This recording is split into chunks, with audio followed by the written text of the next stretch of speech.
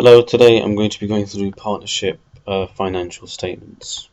So this session will focus on the setting up of a partnership and what's involved, the benefits of a partnership, drawbacks, if there is an agreement between partners, if there is no agreement between partners, and how we deal with adjustments in terms of appropriation. So before we look at partnership accounts in it themselves, in terms of all the detail, best to outline what is a partnership. So by now you probably would have covered sole traders, who are individuals that work for themselves, and sole traders have unlimited liability, meaning that if the business was to be wound up, their own individual assets are also at risk. Okay, so if a sole trader was in trouble, if they were taken to court, then they would also be liable, not just what they've invested in the business, but also their own personal assets are at risk. Okay, and that is sole trader has unlimited liability. Now, when looking at a partnership follows a very similar approach. Only difference between a sole trader and a partnership is that a sole trader is one individual working for themselves, and a partnership has 2 to 20 individuals. Okay, so a number of people. Similar to a sole trader, a partnership has unlimited liability. Okay, so similar to sole trader, they have unlimited liability. They are still classed as self-employed, and when it comes to a sole trader, they are responsible for their own tax return. And for a partnership, obviously you have 2 to 20, so let's just say you have a partnership of 3 people. Each individual is responsible for their own tax return. Okay, so a sole trader who works for themselves, they have to do their own tax return. A partnership, it's not done collectively. Each individual is responsible for their own tax return. Okay, so that is just a bit of background knowledge, introductory knowledge into what a partnership is. Typical benefits: relatively easy to set up, like a sole trader. There are no formalities that they have to follow, like a sole trader also. For example, if you are set up as a limited company, you have to register with Companies House. You have to file annual accounts. However, if you are a partnership, there is no formality there. Your information is kept private. Obviously, if you are filing to Companies House, that is available to the public, and if you aren't filing with Companies House, then it is kept private. Okay. Another benefit for a partnership is, seeing as you have more partners, you have more capital, and therefore there is more opportunity for growth. Having more partners means you can offer a wide range of services. Typically, when it comes to a partnership, for example, 5 individuals that provide domestic services in terms of housing. So you have one who's a builder, one who's a plumber, one who's an electrician, one who's a carpenter, and so on. Okay, so having a partnership enables you to offer a wide range of services. There is additional support, so if one individual is off sick, then there can be cover. Okay, so the business will still continue. Obviously, it may be that if you're the electrician, then that work doesn't get done. However, if there is someone else that can fill in for you, then they could potentially do that work. So for example, if you're both electricians and plumbers, and there's a job that's arranged on a particular day, and one individual is off sick, that job can still be done. Okay, so there is that certain benefit to an extent in terms of a partnership. And the final benefit is that the risk is shared amongst all partners. Okay, i.e., if you've had a really bad year and you've made a loss, then every partner is going to share that loss. Okay, it's not just you.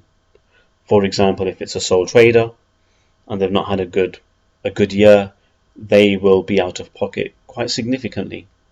However, if it's a partnership, it's not just you as an individual that's going to be out of pocket. It is all the partners that will share that loss, and that is a benefit. Okay. Drawbacks to a partnership: there is unlimited liability. So if something went wrong and you did a really poor job on a house, for example, let's just say it was a carpentry job, the roof wasn't strong enough, and there was a heavy downpour of rain, the roof collapsed, everything in the house was deteriorated and damaged, they could potentially take you to court and sue you. And if you've only got a few £100s in the business bank account, then potentially your assets will be at risk. So your house, your car, any money that you have in your bank, if they were to take you to court, your own items are at risk. Okay. The second drawback is that you're not established. Okay, if you're a limited company, you have the letters LTD. If you're a PLC, you have the letters PLC. Okay, when it comes to a partnership, you're not actually established. You're not a formally registered company. Okay, so like Tesco PLC, they are formally registered. Okay, if you take a local takeaway or restaurant, most likely they will be set up as, for example, Pizza Express Ltd. Okay, so they are actually established, which gives them, credibility. Okay, and if you're a partnership, it may be seen that you aren't as credible as an established organization. Okay, so there is that slight drawback. The reason why I mention that is because obviously if you're looking to purchase some products from somewhere, you probably will go to a reputable organization or a recognized brand compared to, a local corner shop perhaps. And so there is that reduced credibility there. The third drawback is profits are shared. So if you have a very successful year, instead of you taking all the profits yourself, which a sole trader would do, a partnership would have to share all of their profits. So you have less money to yourself because it's shared amongst your colleagues. Okay, decision making, you have several people to speak with. It will be time consuming, and you have several people's opinions to take on board, and hence it will be complicated. So these are some of the drawbacks to a partnership. Now, the next part to partnership is split into two. Okay, so what I will talk you through is the difference between a partnership where there is an agreement and a partnership where there is no agreement. Okay, both of these options still follow the same principles of liability. So it's not like there is a difference of liability with one or the other. They both follow the same principle of liability. Nothing changes. Okay, nothing changes. The only difference between the two is, with agreement, all partners have sat down and they have written down the contract, or they have verbalized and discussed the contract. Okay, without agreement, they haven't actually had no formal agreement. Okay, but AQA will expect you to know the difference between the two. So let's have a look at what is the difference between these two.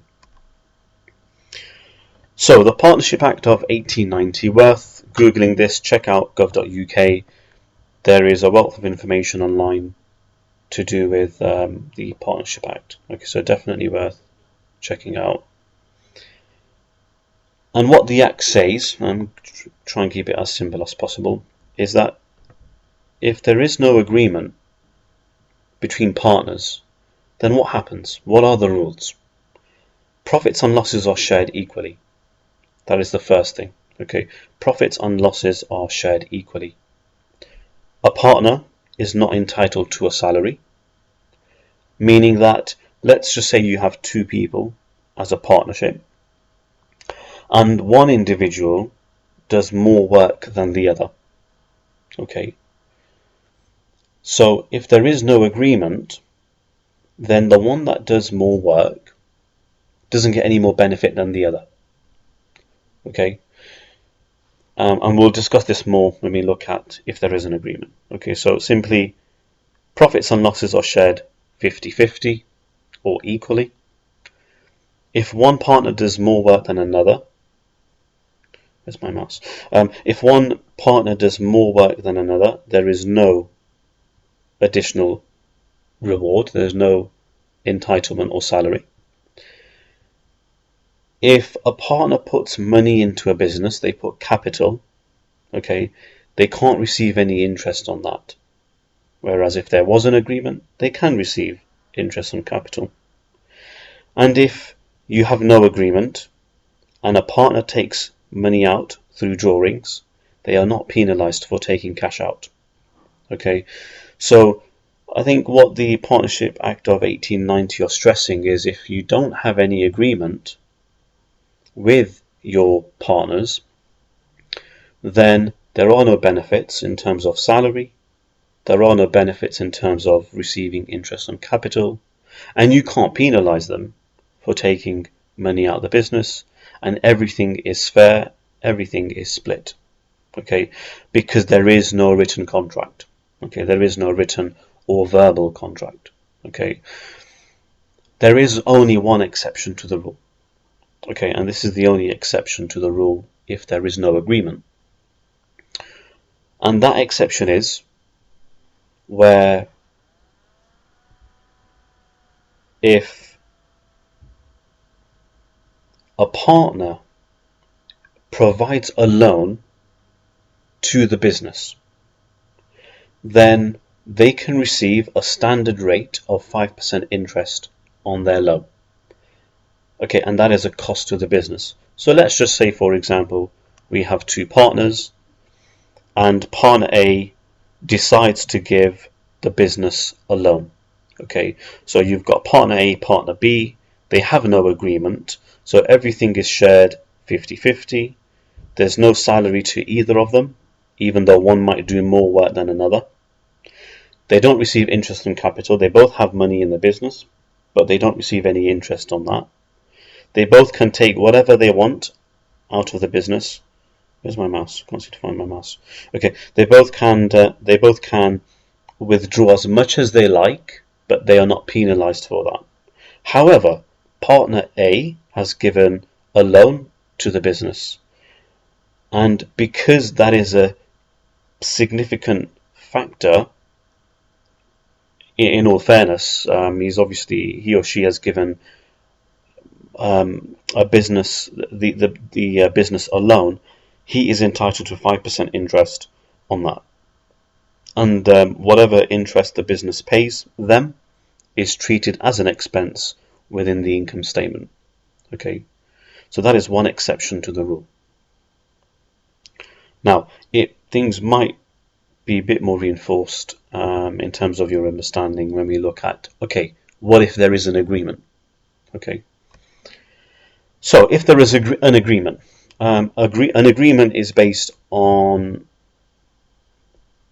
at the bottom point, the preferred option. Obviously, when you have a contract, it's always best for it to be written down. However, it can be verbal. Okay, obviously very difficult to prove.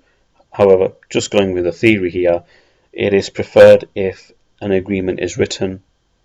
Otherwise, it can be verbal. Okay, I'm not going into the legal side of that. So what happens if there is an agreement between partners? The first thing is, when they have sat down, let's just say there are 5 partners and they've all sat down on the table, they've all sat around the table and they've said, okay, there's 5 of us, let's all take 20% share in the business. Okay, or they might say, one of us will take 40, one of us will take 20, and the others will take 10, 5, etc. Okay, they can do that. If there's an agreement, one partner can have more share than another. Okay, so the first point, profits and losses are all based on what was discussed. Okay, they can do that based on whatever they have discussed. Now, in terms of how this is shared, you need to understand how to calculate it in the form of a ratio, fraction, or percentage. Okay, so in terms of profit and losses split, it could be 3 partners, 40, 40, 30, 30. It could be in the form of a fraction, so you have 2/5 and 3/5. Okay, it could be the form of a ratio, so you have 1:6, 2:6, and 3:6. Okay, we'll look at this later in the presentation. And if there is an agreement, partners are entitled to a salary. So if one partner does more work than another, then they can be rewarded through a salary. So one partner will get a salary, the other partner will not. Or this could be in the form of commission. Okay, they are entitled to interest on capital. So if there's 2 partners, one partner A has £20,000 and partner B has £40,000, they are both entitled to interest on their capital. Okay, and this rate of interest can be decided between them. And if they wanted to, they can apply and agree a rule on interest on drawing. So for example, they were to say, if you take money out of the business, it's unfair, obviously. Imagine you're in partnership with someone else and they regularly take money out of the business and you're having to keep your money in there. It's unfair because your money is in there all the time, whereas their cash is constantly being taken out and they're using that for themselves. Okay, it is unfair. And what you can do as part of the agreement is say, hold on, let's agree, if someone takes money out of the business, they have to pay 2% on that cash that has been taken out. Okay, so all of these are opposite to if there is no agreement.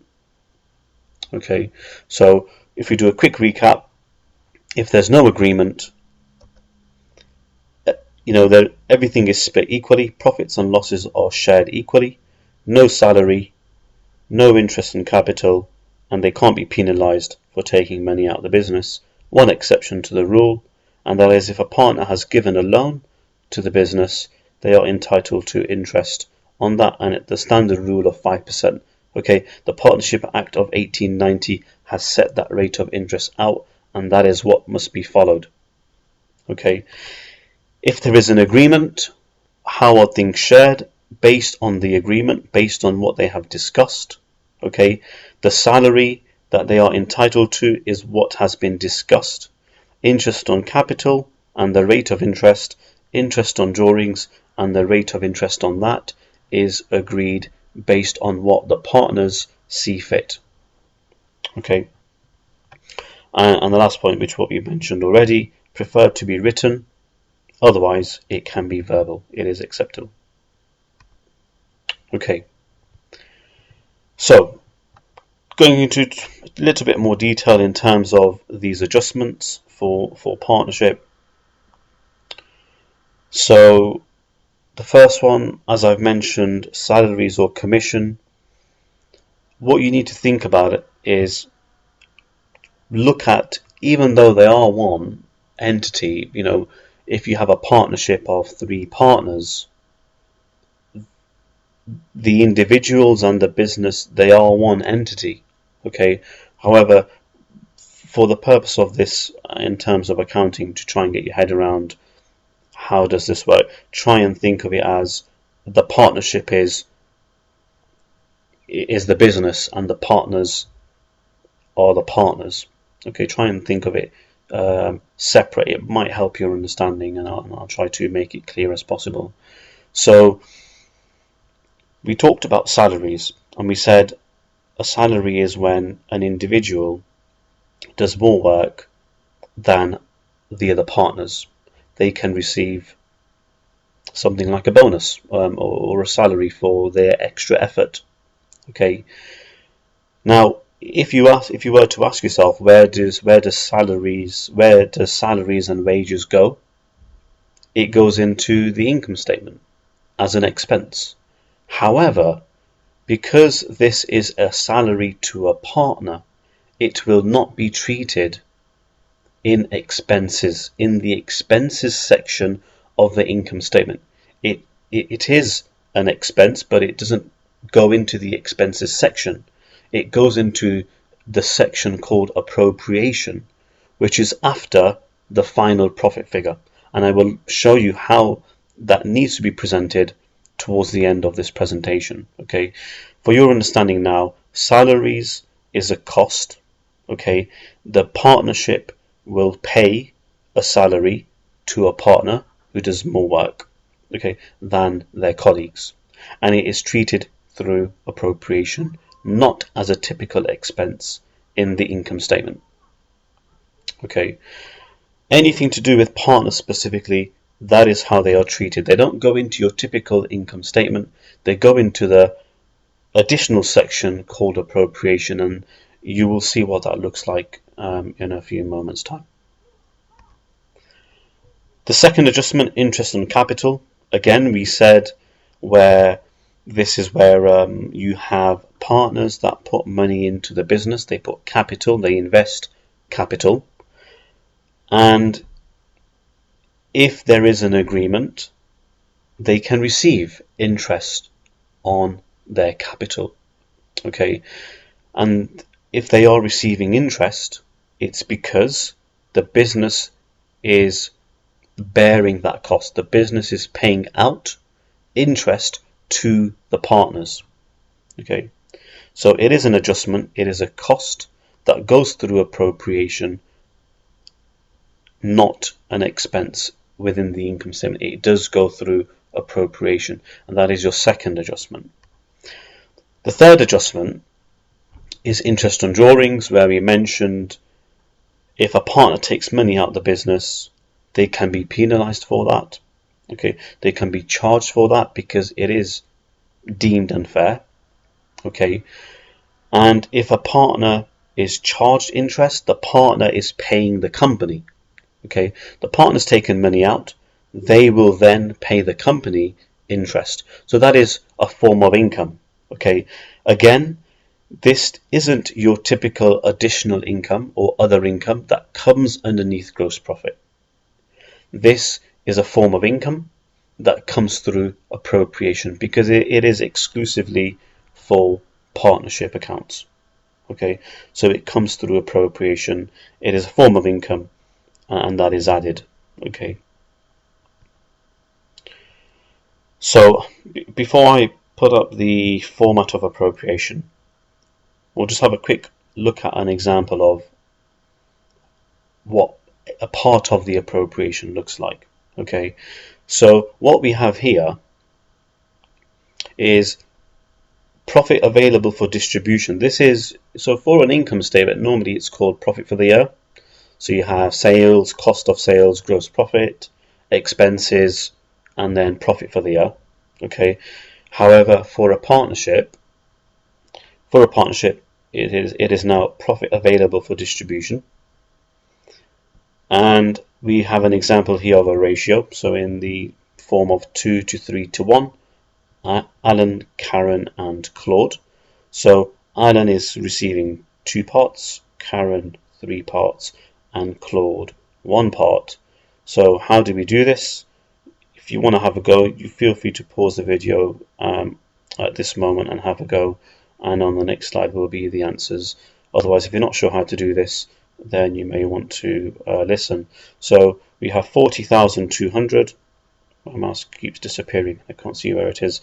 There we have 40,200 divided by 6 times by 2 times by 3 times by 1. So we should have 3 figures here, which is the profit split for Alan, Karen, Claude, and that, if we add those 3 back up again, it should equal the profit distributed, which is the same figure. So we have profit available, we split, and it should all add back up again. Okay, so let's look at the next slide for the answers. There we go. Okay, so this is simple ratios which you should be able to do. We've got an example of percentages. Again, feel free to pause the video and have a go at this. Very similar to the other one. We have, again, my mouse has disappeared. There we have. So we have profit available for distribution. Ross 15%, Monica 20%, and Chandler 65%. And if we split those correctly and add them all back up again, it should equal the total profit distributed. We'll have a look at the answers. There we go. When you're calculating it, you might find that you may be not sure with the decimal, but it's absolutely fine. As long as it all adds up, there should be no issue. So those are some questions on appropriation in terms of profit share. Okay, so now we'll go into a little bit more detail and see what the next step is for appropriation. Okay, so as I mentioned, what happens with partnership accounts is you have your typical income statement: sales, cost of sales, gross profit, expenses, and then you have your profit for the year, which is now profit available for distribution. Okay, so that is your income statement typical format that you know already. This is your new section for appropriation, and it just comes underneath the IS. Okay, it comes underneath the IS, a follow-on. Okay, let's have a look at what this looks like. So you have profit available for distribution. The 3 adjustments I mentioned to you earlier, where a partner takes cash out, they are charged interest. This increases our profit, or the profit to the partnership. So yes, a partner takes cash out of the business, and therefore they will have to pay the partnership. So this increases our profit.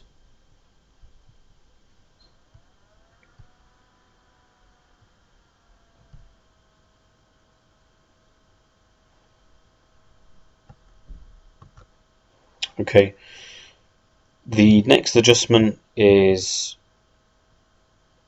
a salary. Okay, so if a partner does more work than another, they are entitled to a salary, and that is a cost, that is a deduction for the business. The third adjustment is if a partner has capital within the company, they are entitled to interest, so they will receive interest, hence it is a cost to the business. So we have the partner paying money in to the business because they have taken cash out. The business pays, this is a bit annoying, can't seem to find my cursor. So we have the interest added back because a partner has taken cash out, so it's a penalty, increasing profit. Salary is always an expense to the business, and that is to a partner, and we have interest on capital that the business is paying the partner. Okay, so these are your adjustments: plus, minus, minus from profit. Then you have the profit that is left over for distribution, which is split, in this case 50-50. And like we mentioned before on the previous slide, that the profit available for distribution Once it is split, it should equal the distributed profit. Okay, so this is a little bit of a format for you, and like I said, I will go in for another further step in detail, so you are developing your understanding on this format. Okay, now this particular question, you may want to pause the video now and have a go. However, what I would prefer you to do is to do this in the format of appropriation. Okay, so the next slide that I will be showing you is this particular question in the format of appropriation. Okay, so feel free to go back to rewind a few seconds and to have the appropriation format out and have a read of this information and present it in the appropriation format, because that is the objective of this. Okay, so I'll go on to the answers and show you what that looks like. Okay, before we do that, just have a quick read of the scenario. So we've got profits of a two-person partnership are 32,100, i.e. profit for the year. Okay, that's profit for the year, profit available for distribution. We have interest on capital, salary, and interest on drawings. Okay, and this question is saying how much will each partner receive if there was a 50-50 share.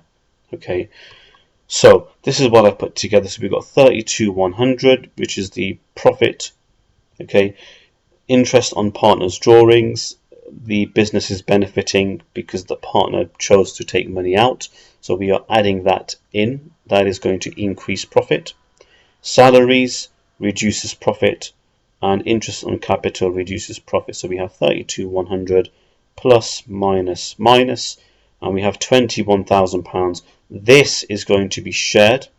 Okay, this is going to be shared between Bob and Rob. I've just made this up. They are both going to receive £10,500, and if we add these up together, it equals our original £21,000. Okay. So in summary, what we have discussed is what is a partnership type of setup. We've looked at the key benefits and drawbacks to a partnership. We've discussed what if there's an agreement, what if there is no agreement. And remember, no agreement, no salary, no interest on capital, no drawings. There is only one exception to the rule, and that is a 5% interest on partner's loan. Okay, and if a partner was to give a loan to a company, the interest on that loan is treated as an expense within the normal expenses section of the income statement. Okay, keep an eye out for the past paper videos on partnership, because there is a question with that in there. Okay, and I'll go through that in more detail in that forthcoming question. So no agreement, no salary, no interest on capital, no interest on drawings. There's one exception to the rule. However, if there is an agreement, salaries are fine. Interest on capital you can put through. Interest on drawings, the partner will have to pay. That will increase profit. Okay, and those are your appropriation adjustments there. And the next video, obviously this particular video is focusing on the income statement aspects, the appropriation aspects to partnership. Okay, and part 2 of partnership will look at, okay, so we've looked at these adjustments, where else do they go? Okay, this is a double entry exercise on partnership. So far they have gone into the income statement side, the appropriation side. What happens now to interest on capital? What happens to interest on drawings? What happens to salary? What happens to interest on a partner's loan? What happens to a profit or to a loss share? All of those double entry aspects will be covered in part 2 of capital and current accounts on partnerships. And I hope you found it useful, and thank you for listening.